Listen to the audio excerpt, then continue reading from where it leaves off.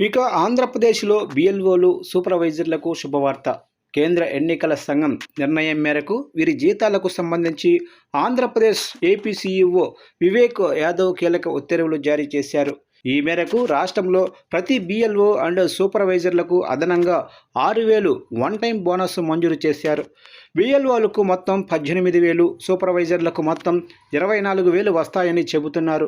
ఇక బిఎల్ఓలకు 18,000 అంటే 12,000 ఇంటూ 6,000కు చేరుకుంటుంది. సూపర్వైజర్లకు మొత్తం 24,000 అంటే 18,000 ప్లస్ పెంచిన 6,000 అందనుంది. ఇక స్పెషల్ ఓటర్ల జాబితా సంక్షిప్త సవరణ అదనపు విధులకు గుర్తింపుగా ఈ వేతనాన్ని ఇవ్వాలని నిర్ణయించారు. ఈ డబ్బుల్ని నేరుగా బ్యాంక్ అకౌంట్లోకి జమ చేయాలని కలెక్టర్లకు ఆదేశాలు జారీ చేశారు.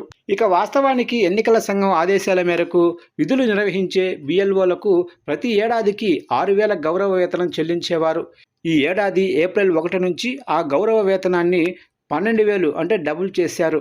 కేంద్ర ఎన్నికల సంఘం నిర్వహిస్తున్న సార్ ప్రక్రియలో పాల్గొంటున్నందుకు అదనంగా వీరికి 6,000 గౌరవ వేతనం చెల్లిస్తున్నారు. సూపర్వైజర్లకు కూడా అదనంగా 6,000 చొప్పున అందిస్తున్నారు.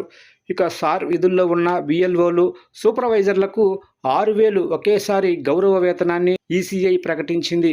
దీంతో వారికి కొంత ఊరట దక్కిందని చెప్పాలి.